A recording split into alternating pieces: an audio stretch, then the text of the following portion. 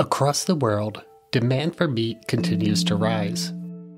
We typically agree that a real urgency is needed to address the extraordinary scale of animal production today and its associated environmental and social impacts.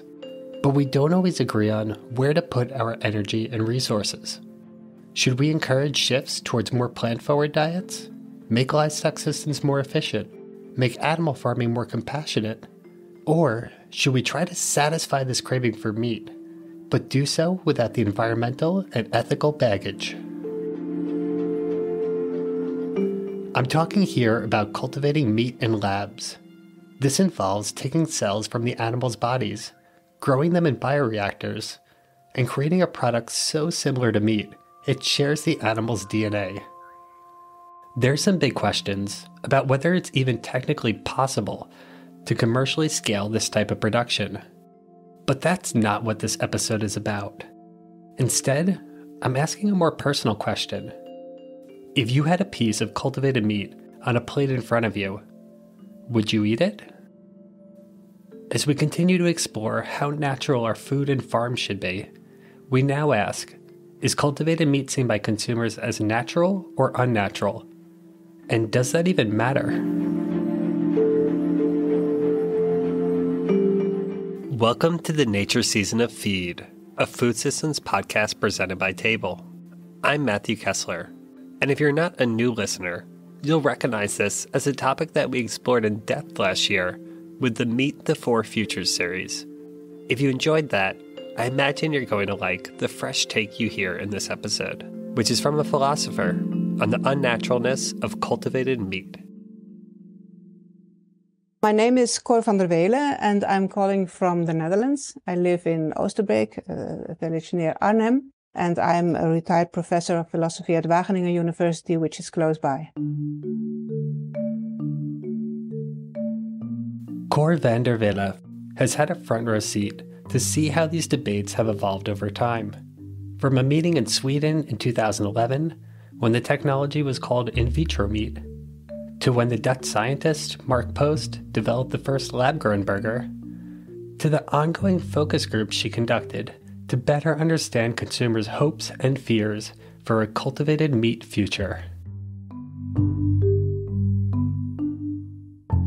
We're going to talk today about a potentially groundbreaking transition in food, a shift from eating meat from slaughtered animals to meat cultivated from animal cells in labs. And even though this is getting more attention lately, it's not exactly a new idea. Maybe a good place to start is around the release of the book Diet for a Small Planet by Frances Moore Lappé. Can you talk a little about what this book was and what its impact was? Yeah, it was a book that argued for a diet which was more friendly to the planet and more friendly to feeding the planet. She argued fiercely that we are eating far too much meat. She added to that there is in fact, and there has been for thousands of years, a perfect alternative, namely pulses. Pulses are edible parts of legume plants, so beans, lentils, chickpeas. This book, Diet for a Small Planet, came out in 1971. It was a bestseller that even included vegetarian recipes as a way to make it easier for people to change their diets. Cor really enjoyed this part of the book, but it wasn't only the recipes that she connected to. Linking that to myself, I come from an arable farm where my family grew wheat and barley and peas and potatoes, etc. And I've always been convinced feeling that I've always been seeing plants as the most basic kind of food. So to me, this book by Frances Moore Lappé, it was immediately completely convincing. I thought, this is clearly what we should do. And I did not realize at all that the book was in fact far too unconventional and revolutionary at that time. And it went against important trends, which was to increase meat consumption all over the world. So it had started in the West, this increase after the Second World War. And now this was spreading all over the world. As soon as countries got a little bit richer, the meat consumption grew. This call, now 50 years ago, to eat less meat and replace it with pulses, didn't exactly pan out. Since then, our population has doubled, And as a global average, we eat twice as much meat per person. This means we're producing and eating 4 times as much meat than we did half a century ago. So in the decades that followed, despite all the protests, especially against factory farming, meat consumption only continued to grow and pulses declined ever further. And this was a worldwide phenomenon. So people simply loved meat, and plant-based protein sources, that was also a growing conviction among researchers, simply didn't resemble meat enough to be a real success. So now we fast forward to the early 2000s, where Cor first came across a 2003 art installation called Disembodied Cuisine. When I heard about cultured meat around 2007 through the work of an artist, a bioartist, I immediately became interested because this was an alternative which promised to be meat. So I thought, this might finally help. It promised to be real meat because it would be made, it was not available yet, but it would be made from animal cells. So the end product ideally could not be distinguished from real meat. Cor describes the 2003 project that bioartist Oren Katz presented in a biotech museum in France. This artist, Oren Katz, had skilled himself in laboratory practices and was able to grow cells a little bit. So he took some cells from a frog and was able to keep them alive and even let them grow a bit. And then he made quite a performance of that. This was the first time I heard of the project, so of course I had to look up the exhibition, and I found a photo of it. In it, you see the setting of a white tablecloth dinner, 3 chairs on each side, a bottle of wine on the table, alongside some glasses, plates, silverware, typical dinner fare. And then at the head of the table is a small aquarium. This is where the frog lived, and was present during the dinner.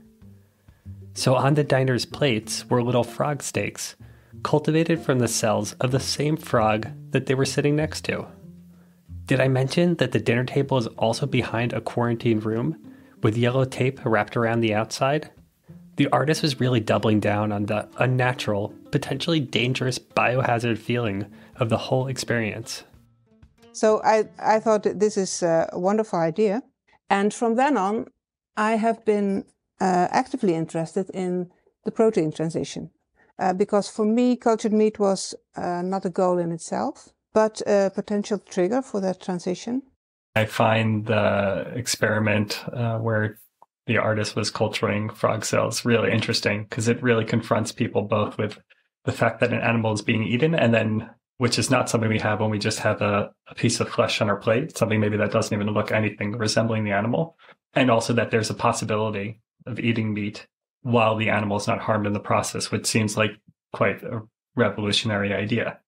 So the focus of our season is on naturalness in food. And I'm going to ask you about whether cultivated meat from animal cells is natural. But first, you're a philosopher. How do you think about natural and naturalness? Well, a great source of clear thinking for me about this issue is a philosopher, John Stuart Mill. He wrote in 1874 an essay on nature. And the starting point was that back then, naturalness, like now, had very positive connotations. What is natural is good. That was the main feeling.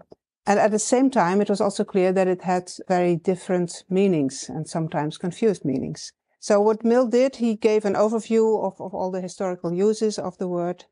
And he concludes that with a distinction in which nature either means everything, including mankind, so everything under the sun, so to say, or it refers to things as they would be without human intervention. And when you have the first sense of the word, so everything is natural, then living a natural life is a senseless norm because it's not possible not to live a natural life. And in the second sense, that we should not intervene in nature, then he says it is both irrational and deeply immoral. It is irrational, he says, and I think you could also say impossible, because everything we do alters the spontaneous course of nature. And it's immoral in his view because it would then, for example, be bad to intervene in any disease. He says that the forces of nature are not always beneficial and that it's up to us to cooperate with the beneficial forces and to amend the course of nature for the sake of justice and goodness. So it's up to us how we want to work with nature. And I think these words are still powerful. That's interesting that natural then, if it means everything, then it's essentially meaningless, or it becomes a really normative concept. The word itself is very, very ambiguous in general. Yeah, it is. It still is. Yeah. Apparently has always been.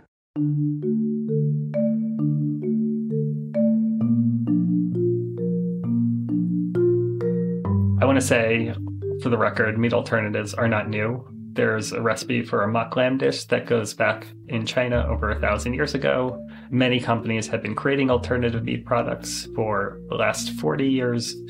And in the last 5 to 10 years, there's been a lot more research and development and certainly media coverage on the cultivated meat.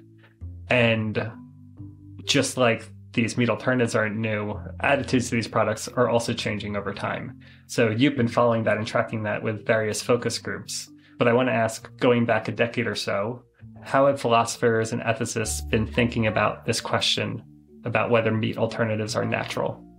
So as you mentioned, meat alternatives come in different kinds, and at least some technology is always involved. Like, by the way, it is in meat itself. There's a lot of technology involved in producing meat from animals.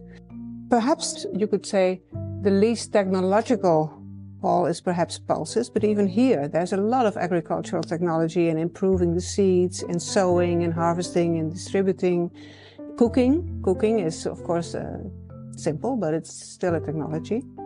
So, well, I mentioned technology because technology is often closely associated with something being unnatural, although it's not, of course, not precisely the same. Let's concentrate on cultured meat, where certainly more frontline technology is being used than in most other meat alternatives. Frontline technology about understanding and controlling cell growth and scaling that up eventually. It is still uncertain, by the way, whether it really can become a technological and commercial success. But my view has been and still is that it's at least worth trying. So, okay, naturalness then. In 2008, there appeared a paper written by Hopkins and Dacey. They made a moral plea for cultured meat. The naturalness or unnaturalness of cultured meat was one of their themes. They straightforwardly argued that since many aspects of our normal or traditional meats are so unethical, so they thought about factory farming and slaughtering practices, and in this case it might be precisely the unnaturalness of cultured meat that we are looking for. So they said, well, what is natural is not automatically good. This was similar to the argument made by John Stuart Mill, that while natural is pleasing to us, it doesn't necessarily steer humans on a better course, for ourselves or for the environment. We'll link in our show notes to the Hopkins and Dacey 2008 paper and other research CORE discusses in our conversation. So a further perspective on cultured meat and naturalness that I will want to mention is that we could wonder what cultured meat would mean for our relations with animals and with nature. Here, I think that the relations with animals could improve greatly if cultured meat helps us to eat less traditional meat and get rid of factory farming, for example. And another great promise is that cultured meat would free large amounts of land. At least that's what all the calculations say. And that can be rewilded, given back to nature, and that would be good for the desperately needed space for wild animals and good for biodiversity in general. I can just jump in here to say, because this field is still pretty new, there's not tons and tons of papers and evidence on what are the impacts of cultured meat compared to other forms of production, but I think all of the studies do point to a significantly reduced land footprint, water footprint, a smaller amount of greenhouse gas emissions, depending on which animal production system you're comparing it to. And the bigger question is around energy use, and that also depends whether or not renewable energies are used. That remains the biggest the biggest worry, but these, of course, these numbers are still evolving.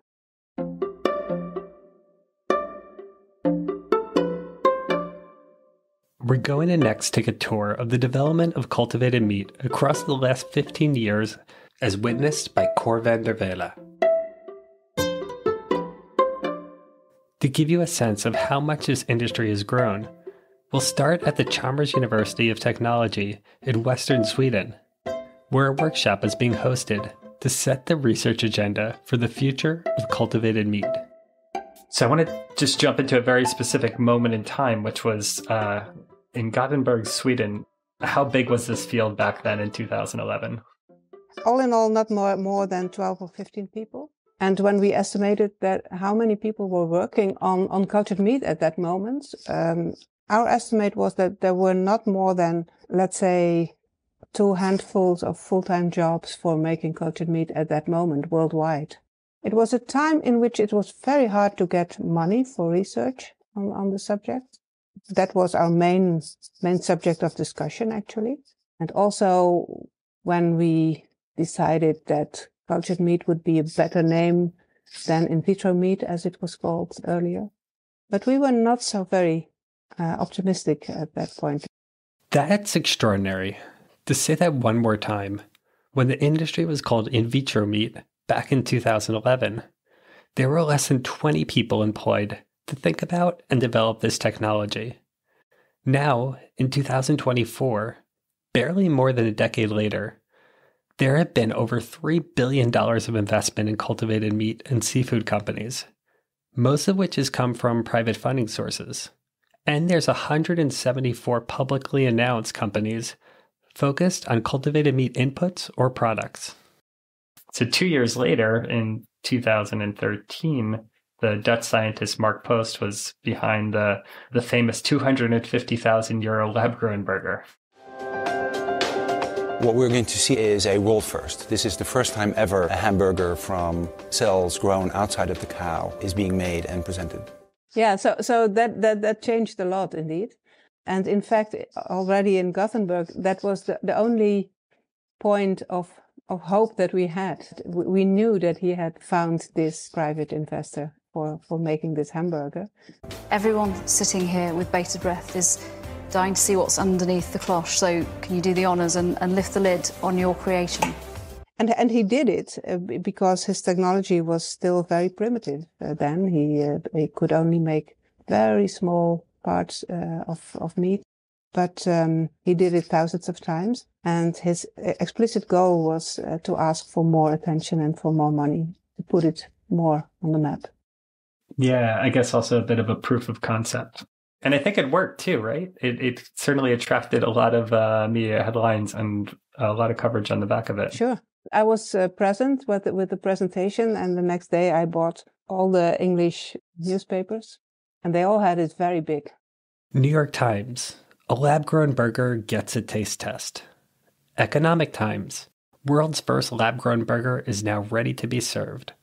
The voice you heard earlier was the Dutch scientist Mark Post, and then a clip from the actual press conference held in London. During this presentation a decade ago, he said the technology could be about 10 years away. So you were conducting some focus groups around that time? I'm curious to hear what were people's attitudes then. With my colleague Clemens Driessen in early 2013, we had different kind of groups. Older people, younger people, mixed ages, people who professionally were involved with food.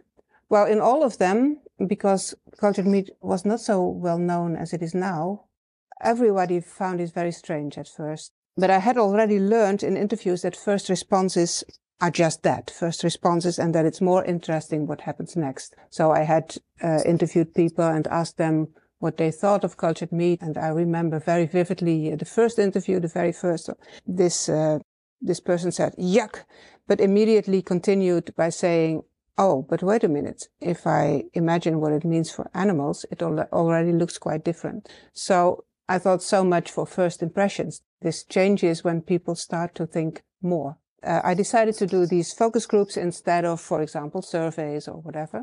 Right, because surveys could give a misleading impression if people just offer, oh, I think this is gross and I'm moving on with my life. In almost every group, there was always someone who asked, but isn't this very unnatural? And then there was always someone else who said, yeah, but how natural is our traditional meat nowadays? And then the discussion went back and forth between meat and cultured meat, and people more or less discussed a lot of the attractive and the unattractive things of meat. Most people, their primary objection was always about factory farming. So what you can see from this is that cultured meat turned out to be a trigger for thinking back and forth between cultured meat and ordinary meat. People started saying such things as, isn't it actually strange that we find it normal to raise and kill animals and eat them, and then find it strange to raise a few cells and eat them? We saw that happening before our eyes, actually. I was personally pretty surprised to hear this shift in such a short period of time. Cor and Clemens Driessen documented this change in an article called How Normal Meat Becomes Stranger as Cultured Meat Becomes More Normal. They said, wouldn't it be too technological, too unnatural? Wouldn't it alienate us further from our food? And wouldn't it put further power in the hands of big companies? And then in one of the early groups, the idea spontaneously came up to make cultured meat on a small scale. So not by big companies, but on a neighborhood scale. So the idea came up that you have a few pigs, say on a children's farm or in a backyard or in a city park. You take a biopsy, that is to say a few cells from those animals every week. And then there is a small local factory to turn those cells into meat. And the first group in which this idea arose was simply euphoric. It was very interesting to see. So what they said, well, this is so good. You are in contact with the source of your food, but you're also closer to the animals because you're with them and you don't have to kill them, so you can also love them without losing them. It's also local and it connects you to your neighborhood. So they found it almost too good to be true, and maybe it is too good to be true. I mean, we called the scenario the pig in the backyard, and a backyard is probably not a very realistic way to realize this.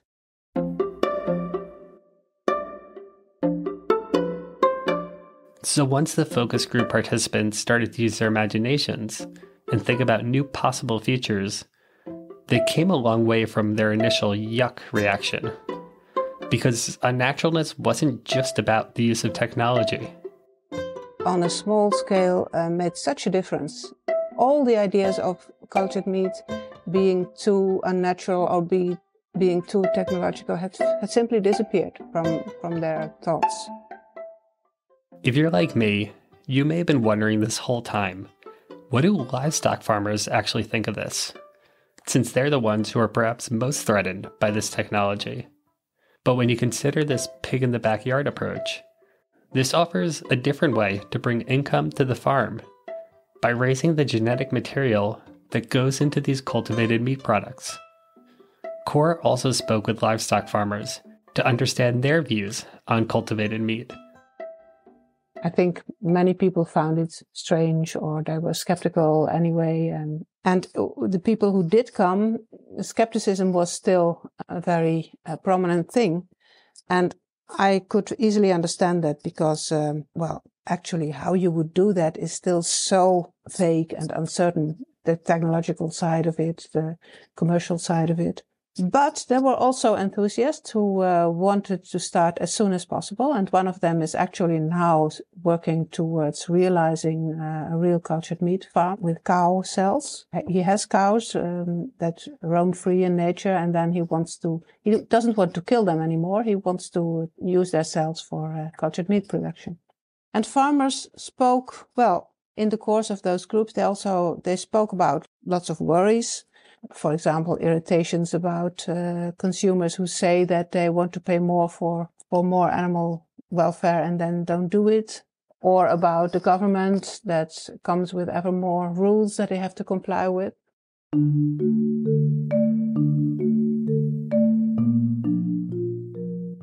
From 2018 to 2020, Cor conducted another set of focus groups.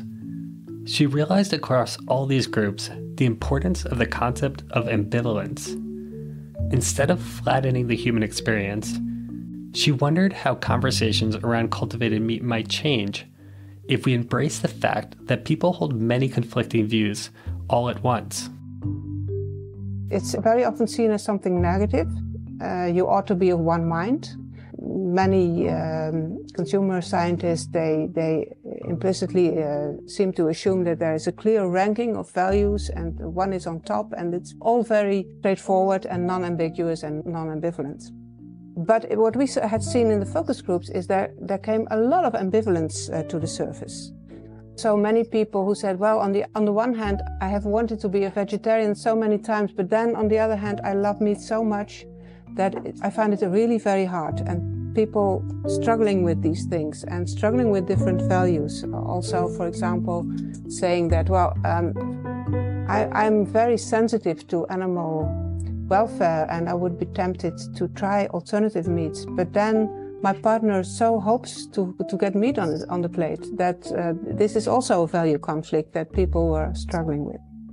I approached this question about ambivalence about meat by asking people what they want to know about their food. And when it came to meat, a typical answer was, well, if you want to eat meat, you shouldn't know too much about it. And this may look like a paradoxical answer, but it was nevertheless in various forms very frequent. It's like a coping mechanism. Yeah, it's really a coping mechanism. So people know or suspect, then when you really start thinking about it, then you are confronted with hard choices and you therefore keep the subject a little bit at a distance, instinctively. Although that is hardly a conscious choice, people find it very easy to recognize that they do it. And it has a name, this phenomenon. It's called strategic ignorance. It's all around, not only about meat, but about all kinds of things that we are not ready for and that are coming with unwelcome choices that we might feel we should be perhaps responsible for. So it's a way of protecting ourselves for unwelcome responsibilities. So strategic ignorance is a tool people use to avoid being faced with a moral decision. That can mean either not seeking out information or deliberately protecting yourself from information that's deeply confronting to you. For example, you might block out any negative information about a politician you like, or choose to not learn more about where the factory meat you eat comes from.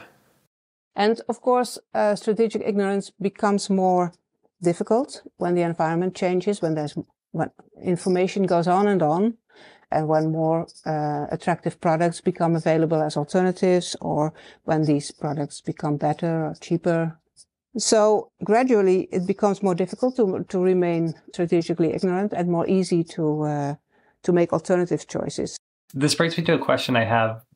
We talked about different attitudes in focus groups, but I'm curious about actual buying patterns. So when you're in a market and you see all these options in front of you, it's a different environment than when you're having conversations around a table in this, more structured manner where you have time to open up and reflect on your values and how you see the world as opposed to, a split-second decision. So do the focus groups that you've conducted, do you think they reveal anything about the future of purchasing patterns of these products? People were actually in the focus groups reflecting on their own behavior in supermarkets, that they realized they were part of the problem. And it's, of course, indeed well known, the so-called paradox that people say that they want to buy other things, but then they don't do it. And you often hear that people say, or that researchers say, well, those are then empty words when you say your intentions are to be different. Or they call it hypocritical, or they call it unexplained paradox, or whatever. They find it something very negative. And I'm tempted to see it as something more positive, namely a sign of change, a sign that people are in the process of change, that they are ambivalent. But it takes time. And in the beginning, it's only the pioneers who stick out their neck and make different choices. Most people really love to be in harmony with their environments. So as long as meat is still the dominant environmental choice, that's also a value for them. So they're really stuck in a very ambivalent situation. The time for things remain invisible and under the surface and that the dominant norm is still everywhere is almost ending, I think. So there's a really interesting dynamic here where, yes, there's a dominant trend and that dominant trend is being questioned. And I think people in that dominant trend feel threatened and there's a bit of a backlash to it. So if we look at, say, Italy, where the Prime Minister, Giorgia Meloni, she recently banned the import of meat alternatives and sought to stop their production in the country. And she did this as a way to protect Italian food culture and also Italian farmers. And this is here, right, showing that there's people really excited about these meat alternatives and there's other people who are really terrified of what it represents. So just curious if you could reflect a little on these trends. Yeah, so on the one hand, it looks threatening, and on the other hand, real transition experts tend to say this is precisely what you can expect when it becomes serious, when change becomes serious. Then there will be a backlash because interests will be threatened. The old is really now under a lot of pressure. This is a phase that cannot be avoided. The only thing you can avoid, I think, and that would be my feeling about it. That's why I find ambivalence so important. That if this turns into a polarized situation, then what happens is actually that a lot of people suppress part of what you really think. I mean, most people who have a firm position, in fact, also having other thoughts, even if only now and then. So you lose a lot of information and you lose a lot of potential for connection if you live in a culture where you are, perhaps for good reasons, but often also because you think that's what you should do, only have firm opinions for or against something. And in reality, people are seldom of one mind. Values are not neatly ranked from high to low, so they can clash, and they can clash in messy ways. So cutting the knot is something that you can do, but it's not a way that brings you into contact with yourself, or with the other half of yourself, I should say, or with other people with whom you can then try to find common ground or try to exchange values that you perhaps can both share. So I think what is important in those times of backlash is, well, when you are working on those alternatives, is to remain open to the worries and to the obstacles, and to not buy into this polarizing game. It's a different political approach to embrace people's worries and uncertainty rather than trying to exploit a particular sector or throw your fears at a group or a development. So, wrapping up, does naturalness matter? Is it something that is going to affect the cultural acceptance of these products? If we, for one moment, go back to Mill, let's remember that for him, pure naturalness would be either senseless or silly and unethical. I deeply agree that purity is indeed not what we should be looking for in value issues, because we have so many values and we have to do justice to as many as possible of them. I think although naturalness is partly unhelpful, it's also worthwhile to see what might be behind it, what people really mean when they use the word. And having said that, I think overall it's of course not helpful to think in either or ways, that we should be either natural or unnatural is a bit strange. And here too, John Stuart Mill was in fact saying good things. He said nature is not purely beneficial, and it's up to us to work with the beneficial parts of nature and amend them for our purposes. For example, cultured meat might help us to eat less meat. And then, if we feel encouraged to go further, then we perhaps start eating more pulses, and then cultured meat need not be the end point. Cor, thank you so much for speaking with us. It was a pleasure.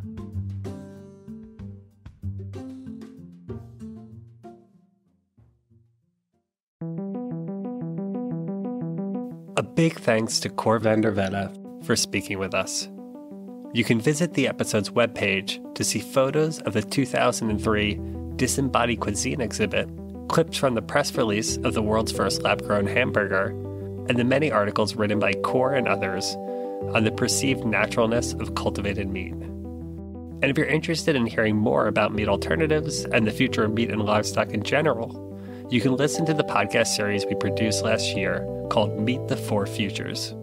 All of this is in our episode show notes and on our webpage, tabledebates.org/podcast. This episode was edited and produced by me, Matthew Kessler, with special thanks to Hester Van Hensbergen, Tamsin Blackster, and Tara Garnett. Music by Blue Dot Sessions. We've got a few more episodes left in our nature season, but I'll need some time to finish editing them. It's been both a sprint and a marathon, staying on top of weekly episodes. I'll talk to you soon.